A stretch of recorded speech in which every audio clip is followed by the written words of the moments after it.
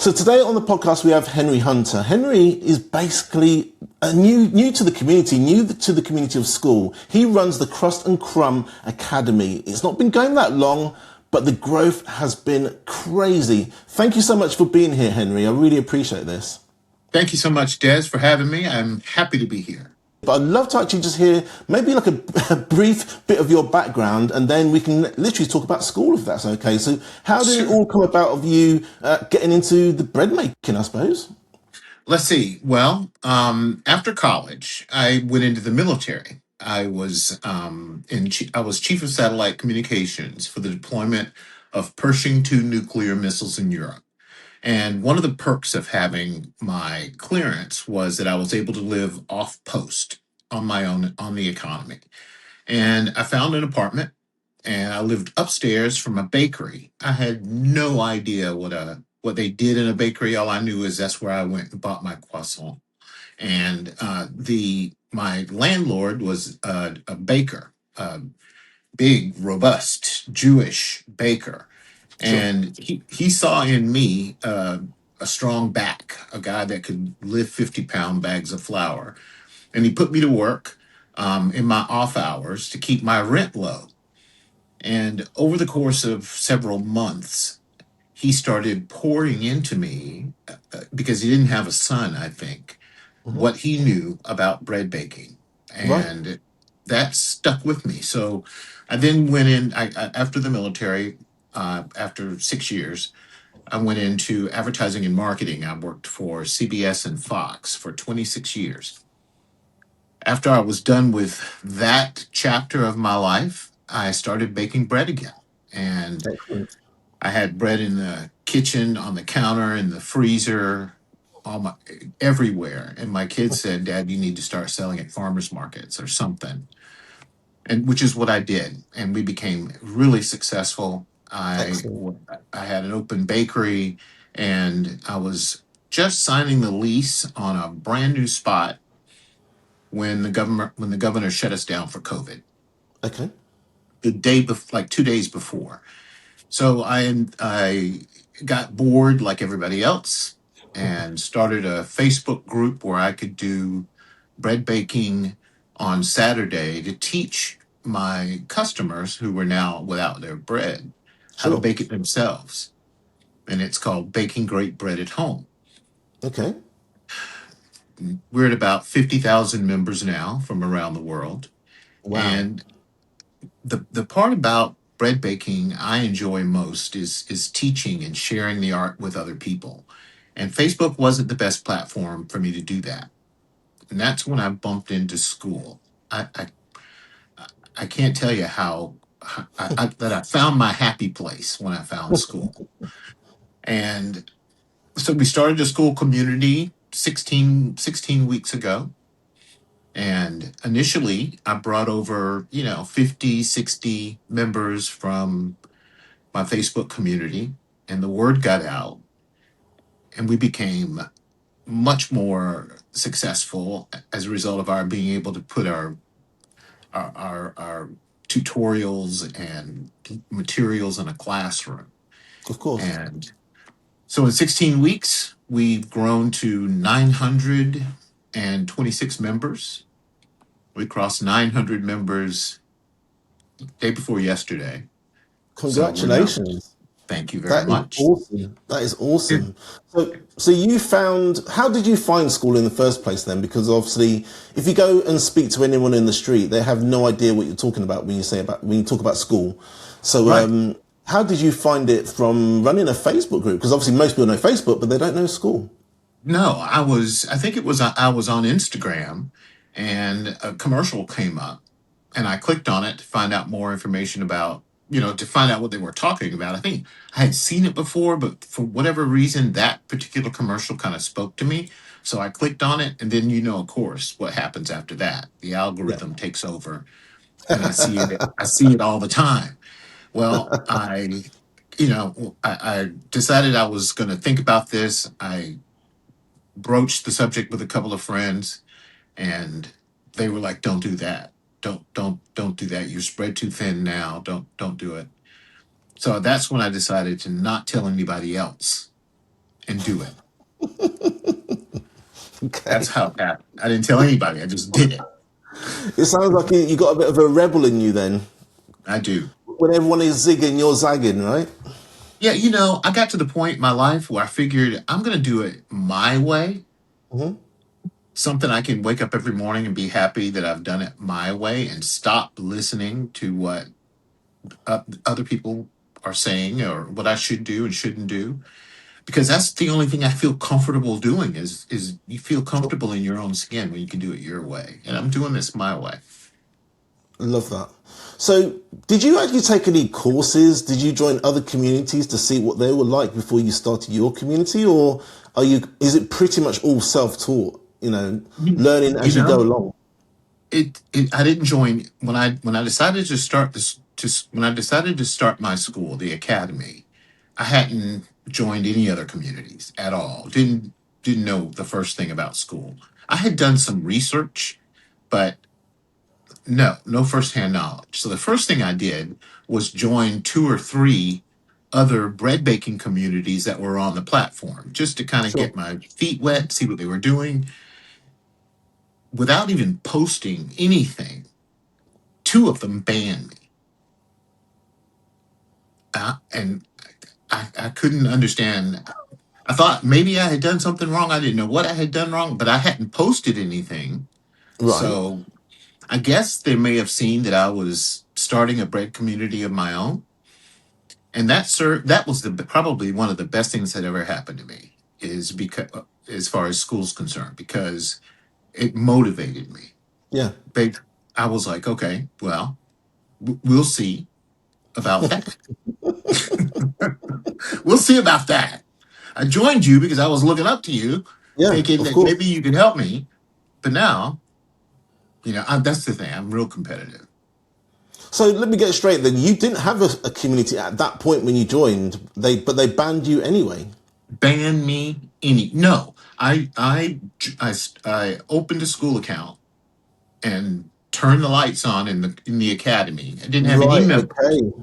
no members, no nothing. The same day, I joined a couple of other communities because I just wanted to see what they were doing. Not so much to copy them, but to see what was missing because I knew what I Sure. wanted to do. And the next day, I go back to go look at their community and I'm banned. I go to That's another great. one, I'm banned. And I thought, okay, well, I'll just do this on my own. And so you did. I did. So let me get it straight then. You didn't have really much training. Obviously, you ran a Facebook group before, but you didn't really have a lot of experience in running your own community. But you do really come from a bit of a marketing background. So Now I just know how to build communities. Facebook is a community. I know how to build community. So that gave me the advantage is that I have okay, done that. I've done that before. I didn't have any experience as to how school ran, how school behaved, what was, what this ecosystem was like. sure. But I knew So how to build a community. what skills do you think you brought over from that then? What skills and your kind of your knowledge of running a Facebook group, what did you bring from there to actually start and grow your school community? It's simple, really. It is if you give enough other people what they want Hmm. or help them get what they want, then yours will take care of itself. I Absolutely. I know what bakers are struggling with, and I am in a position to help provide them some answers. And I do that. The next thing is what I call the Ed Sullivan principle. Do you know who Ed Sullivan is? I've heard of him, but Probably I don't not. know much about Ed Sullivan. I think it's more of a US thing, isn't it? Really, with Yeah, back in regarding the him day, and yeah, back in the 50s, 60s, 70s, or maybe Ed Sullivan had a show, and Ed yes, Sullivan he was hunch-shouldered and hardly any personality at all, no talent whatsoever, but he ran one of the biggest television shows in history okay, for artists and musicians, the sure, Beatles, and um, I mean, just so many of them. He'd bring in And it new was, acts, wouldn't he? Yeah. but yeah, because and that's the principle. Ed Sullivan knew how to shine the light Mm, on other people. People weren't tuning in to see the Ed Sullivan show for Ed Sullivan. They were sure. tuning in to see the acts. And that's probably one of the biggest lessons I learned was that if you surround yourself with people smarter than you or who have more talent than you, then the show runs itself. I just make sure the ashtrays are empty and the air conditioner is set to the right temperature and the music's right and there's still pizza on the counter. I'm the host. Yeah. I make sure all of that's happening and organizing things and people show up. And if you shine the light on your members, then your members will return. And that is unbelievably true for us. So what's the plan then? Did you kind of build out your classroom first, or were you just posting in the community and then being guided what you would actually place into the classroom? Well, I knew what I wanted to create. I like to create and I like to build tools. I build a lot of tools for my bakers. I'm a vibe coder on the side, kind of a Excellent. Love that. Love that. and and for a Facebook community, which is an older demographic, if you mention AI, they're gonna turn it off. They just don't want to have anything to do with it. And if something goes wrong, they blame it on AI. I mean, Of AI course. is the devil. So especially, well, anyway. So my community has a lot of tools, and I use AI to build them, like our sourdough yeast converter. A lot of people want to convert their recipes that are yeasted recipes into sourdough recipes, or vice versa. And there's a lot of complicated math that goes into that. And Mm, I built a tool that allows you to do it.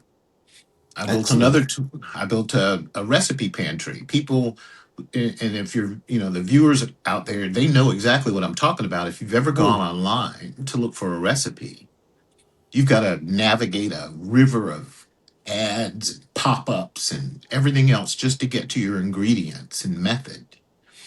Well, we've eliminated all that. We built a recipe pantry designed for the success of our bakers, not to sell ads. And that's a whole different environment for the baker. It actually fosters success. And what we found is that if somebody uses your tool and is more successful, they're likely to return to it. sure. So So, that that works better on Skool than it did on other social media platforms. And one more thing about Skool and other social media platforms: okay. if you're a bread baker or any kind of skilled person, if you look at your community on YouTube, well, not YouTube, but on Instagram and TikTok, Mhm. they're all showing their best stuff. Yeah. It's the most beautiful. It's like look at me kind of environment. And as a new person or new baker, that's not you're never going to achieve that. You're not going to achieve that anytime soon anyway. So I wanted to build or create an environment where it was okay to show your failures, okay to Mhm. show your messed up loaves, because that's where most of us are. And it's not about look at how beautiful my loaf is. It's Mhm. about how can I get your loaf from here to here? How can we better help you to feed your family? How can we better help you to experience success? It's not about likes. And that's part of our tagline. Bakers don't come here to get likes, they come here to get better. Love that. So we're both a member of a review website called ProveWorth, and I believe we are kind of neck and neck a little bit. Just a I don't friendly think we're neck and competition. neck. I don't think we're neck and neck. You've surpassed me anyway. We were neck and neck, and you've gone into the stratosphere anyway, which is quite Well, funny. anyway. But anyway, I suppose what I wanted to kind of bring to everyone's attention is watching this. It's extremely important for your community to get reviews. Just like when you go to Amazon and you're going to buy a camera or headphones or a TV, whatever it is, it's really important to get reviews. And I don't think everyone has cottoned onto that yet. But it seems like you cottoned onto that very quickly. And I've got to assume that is based on your previous marketing background. Is that right? Part of it, yeah. As being in sales, you have to ask for the business. You have to, I was taught very early on that when it's time to close the business, slide the contract across the table and put the pen down and say, if you'll okay that, I'll get out of your hair. In this case, when people leave beautiful comments or express how happy they are in the environment, ask them to leave you a review. Make it easy for them. Hey, if you'll just click this link, it takes 2 or 3 minutes. Go over there and give us a review. It really helps us to grow our community and bring in more people like you. And people are glad to do it. And Sure. as a result, we've got a lot of positive reviews. Excellent. And they are all positive as well, which is excellent. So how did you come across ProveWorth then? Is that something you just came across when you were on Skool, maybe just browsing, or did Matthew, the owner of that website, did he reach out to you or something? Or how did you come across it in No, the first place?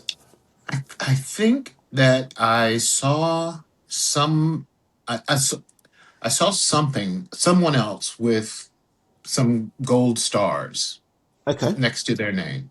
And I know how important trust is in building a community and growing a community. And I know how much I rely on reviews when I buy things or make decisions, purchasing decisions, or decisions about where to stay in a hotel or whatever.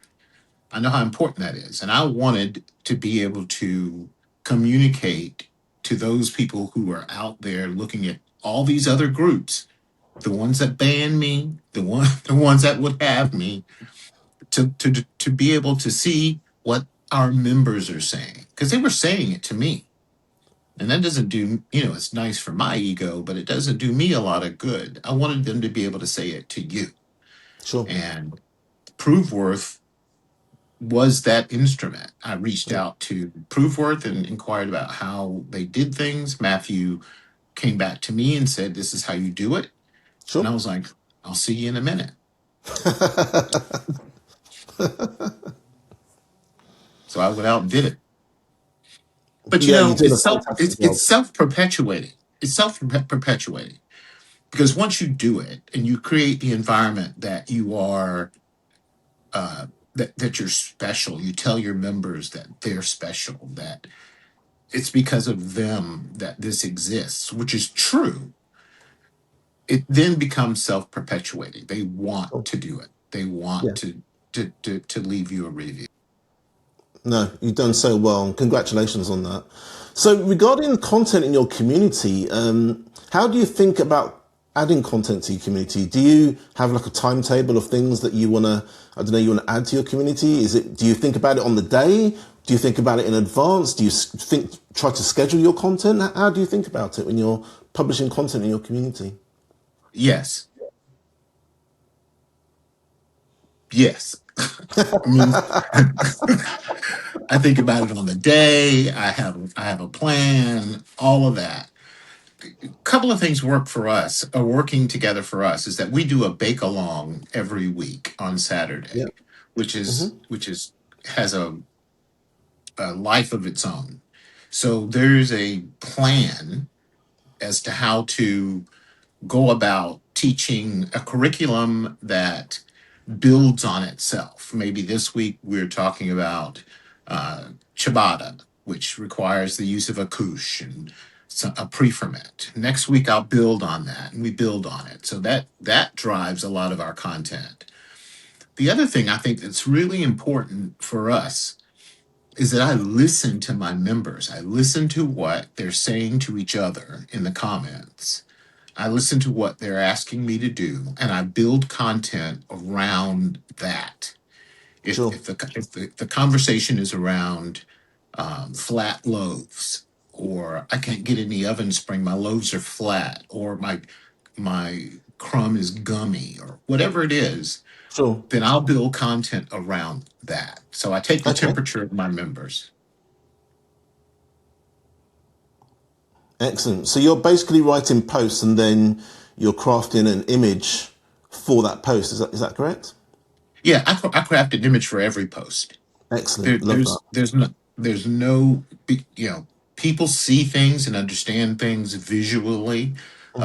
A picture's worth 1,000 words, so I can let the post do the work. Now there's a busy post, that's a busy one. Generally they're not that busy.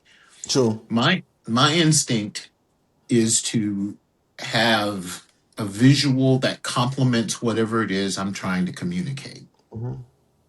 So today I posted um,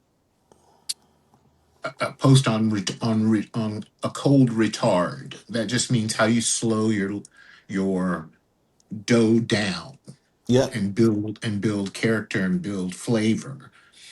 And the image I posted along with that is just a guy sticking a loaf of bread or dough in his refrigerator. Sure. And then what you see on the screen there, you see I can speak about that all day long, but I can turn that into other social media content by Sure.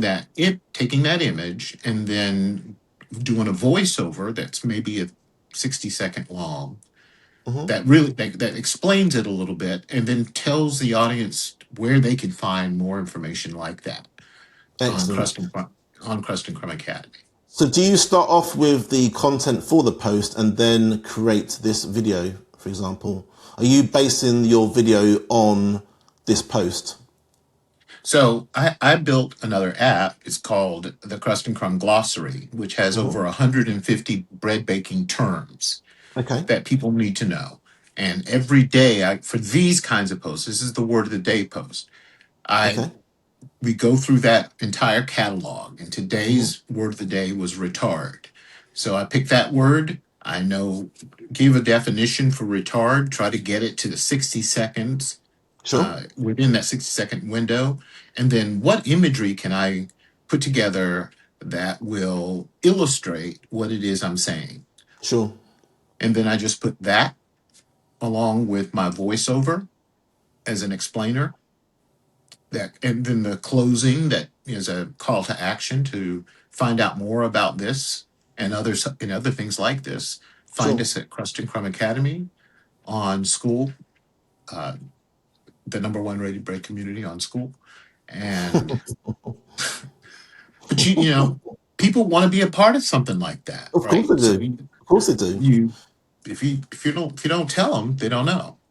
So explain to me then, you've got a category that says Saturday Bake Along. Now I've heard of this, but I'm not a baker, so I haven't participated. But what did you think when you were starting this, and what actually is it? What are your members doing regarding the Saturday Bake Along? So when you have a recipe and you're in your kitchen by Hmm. yourself, there are a lot of questions that you have. There are a lot of things that you discover. It's just more fun if you were doing it as a group, and that's what Sure. I thought. I thought it would be more fun if everybody did it together. So we're not the kind of bread community, where you just post a bunch of your pretty pictures and all that. It's Sure. more, and the word academy is intentional. So we're more like a university. So on Monday, I announce what this week's bread is. I just announced it. It's going to be baguettes this week. So today, I might do some content that has to do with cold proofing. Tomorrow, it'll be on maybe a pre ferment like Hmm. Poolish, Okay. all leading up to Saturday, preparing them for the bake that we're going to do on Saturday, getting Sure. them excited about what it is we're going to bake as a community on Mm. Saturday. I love And that. Saturday morning, I open up a thread, and today's bake along working thread, and all day long, people post where they are in the process. Hey, I just got up. I'm having a cup of coffee. I just pulled my Polish out of the refrigerator. I'm getting ready to mix my dough. Sure. Or Here's what I'm doing now. It's just going into the oven. Oh, I didn't think to do that. I'm glad you mentioned that. Hey, look at mine. I'm doing this, that, and the other. Or I figured this out. And Sure. it becomes a community bake. I Everybody in love their that. kitchen from around the world. And this, for 900 members, this past Saturday, we had over 2,000 comments in that Yeah, thread. I was just going to bring that attention to you because obviously you know about it. I'm looking at it stunned and thinking, I don't think I've come across a community recently that has that many comments on a post, on a thread, which is Now, amazing. that's one thread. There's 4 threads associated with that Saturday bake Right. along. That's our main Okay. working thread. And Right. there are a few others that have spawned from that. During Sure. that thread, I noticed that there were a bunch of questions coming up about the same thing. So I opened a new thread addressing that thing that everybody and then I go in there and tell them, hey, go, I just posted about this. I know a lot of you asking questions about this. I've addressed it over here. And that way everybody can see it. And that thread got 450 comments. That's I mean, amazing. and that's not just people going in and looking and saying, oh, huh, that makes sense. And Yeah. leaving or liking, that means they spent time to communicate about it, ask Sure. questions or something.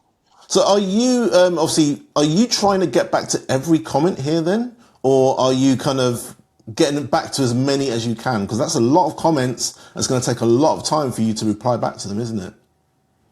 My instinct is to touch every member and to get Okay. back to every comment, but that's just not possible. No. So I get back to as many as I can, obviously personally, Hmm.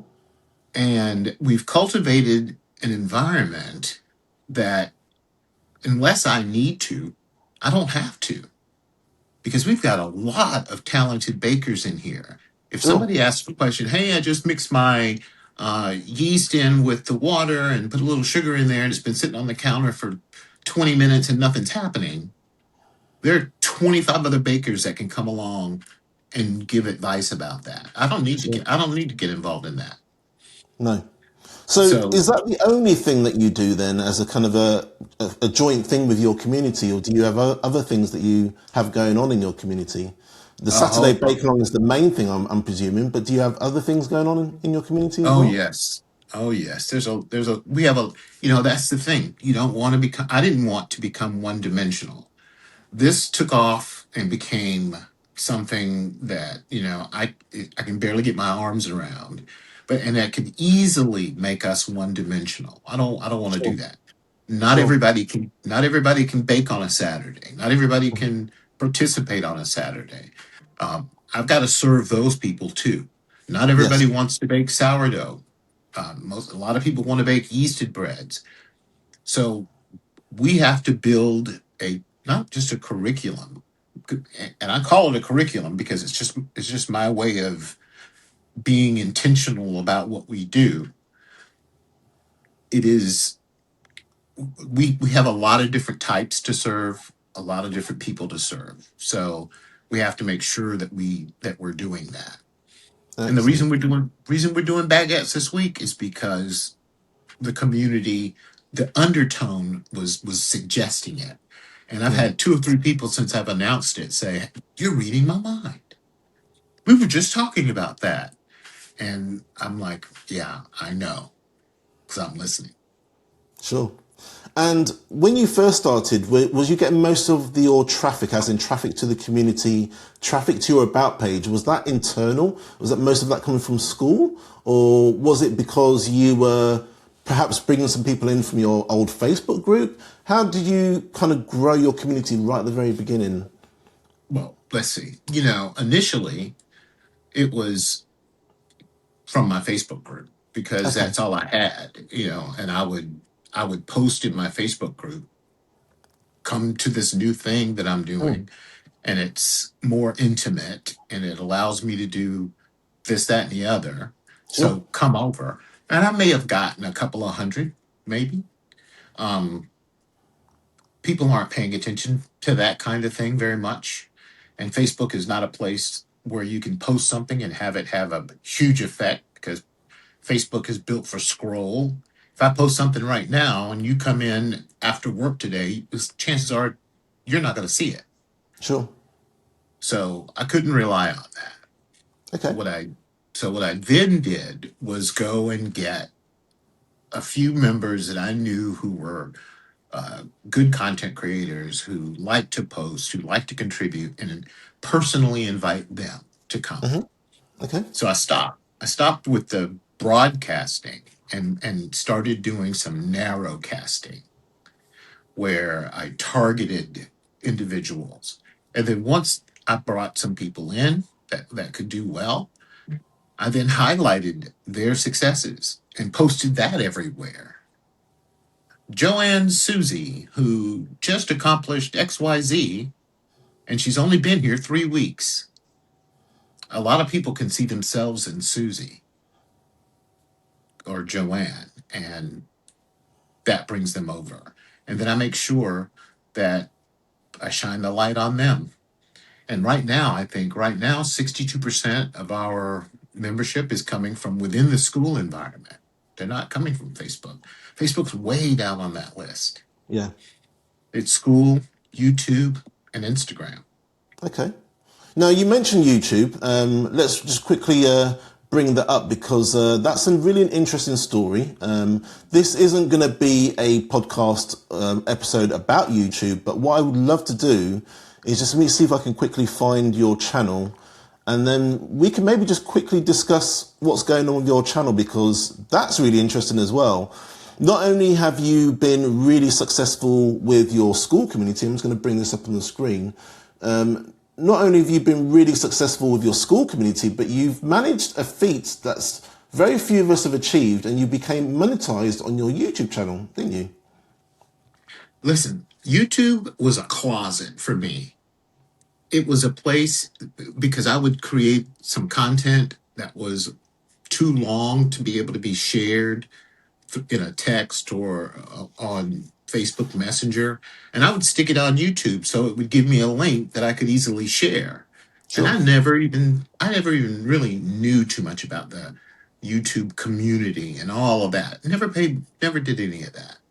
And then when I started the academy, I started putting my content for the classroom on YouTube so that I could easily place it into the academy and share it with my members. And I found out that there are other people out there who like that content.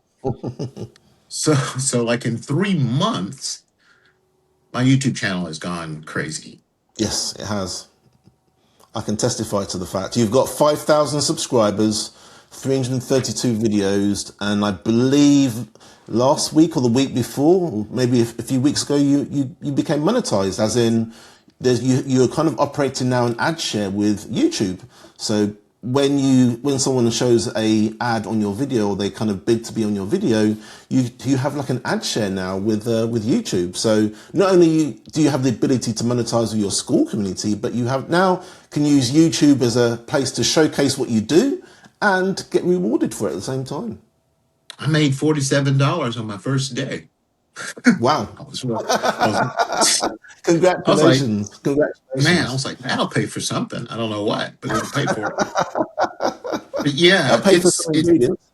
It'll pay for something. It's been crazy. We've increased our subscriptions or our subscriber base by 2,400 people in 28 days. Excellent. And I can see you've got your school link here as well, and I'm assuming you got your links in your description as well. Do you have a call to action in your video as well, when you tell people that you have a school community? Every single video Love that. says, for more like this, or to learn more about this, find us on Skool. Find us at Crust and Crumb Academy on Skool. Love that. And then our credentials right after that, and then an invitation. Come bake with us. Love that. So getting back to your school, yeah, and that's it. That's the main thing with YouTube, or anything you do, is consistency, isn't it? So this is a question I like to ask all guests, and it's not the easiest of question, and you don't even have to answer it actually, really. But if you had to start things again, you started a new community right from scratch. Obviously, you're taking all your learnings now of everything you know. Is there anything you would have done differently, or would you have just done things the same way as you did with this community that you've got?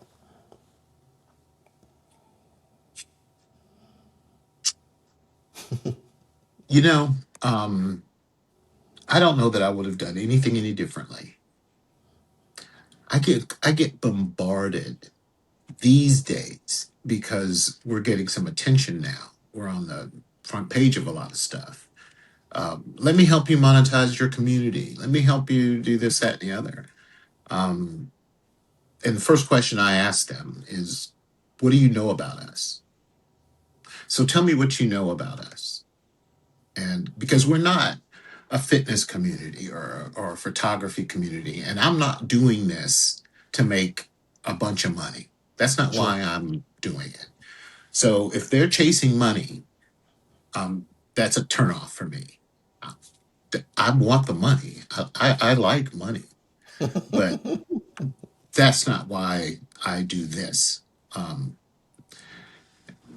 I guess, we've got some plans for monetization.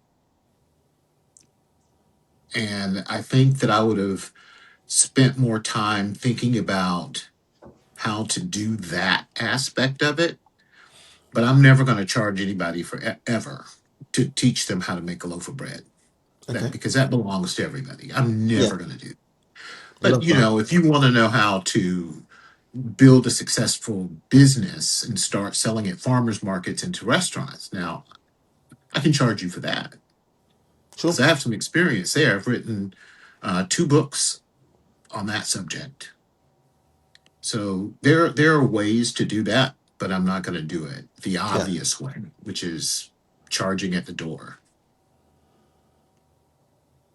Yeah, I'm not. I wouldn't change anything. I don't think. Love that. Great answer, and probably the perfect answer, actually. I mean, it means that you've done everything you felt is correct, and well, your success shows it. And that's not just your Skool community, but also your YouTube channel as well. So, look, Henry, thank you so much for coming on the podcast today. Thank you so much for just giving us a glimpse behind how you started and how you're managing your community. It's been huge, and even I've learned a few things just by speaking to you this last like 45 minutes. So where can people find you? Obviously, we've mentioned your community. Where is the best place for people to find you if they want to connect with you, if they want to join your community, if they want to watch your videos? Where's the best place? You can find us on on Skool, obviously, at Crust and Crumb Academy, and join our community. You don't have to be a bread baker to join a community of great people who have great values, and it's a clean community where you might be able to pick something up and impress somebody by baking something yourself for the holidays or for some other time. You can find us on YouTube, certainly, at Baking Great Bread at Home on YouTube. You can find us on Instagram at Crust and Crumb Academy or at Crust and Crumb Academy on YouTube. Sure. Or you can join our Facebook group, which is Baking Great Bread at Home on Facebook. Excellent. Thank you so much. Well, look, Henry, so thank you so much for your time. Thank you so much for sharing that with us. And yeah, if anybody's interested in seeing what success looks like on Skool or YouTube, Henry's a guide to look at. So again, thank you so much. I appreciate that. And yeah, I wish you all the success in the world. Well, I wish you had reminded me we were doing this today. I would have shaven, put on a decent shirt, and I'm in my workshop. So I might have put up a fake background to have it look like something, but this is what I We look like it like. raw. Now This we is like where it I raw. am. And this is real and this is real life. And I think people appreciate that. So, Well, Henry, this is thank what you I so look much. like. All right. Thank you for having me. I really appreciate it.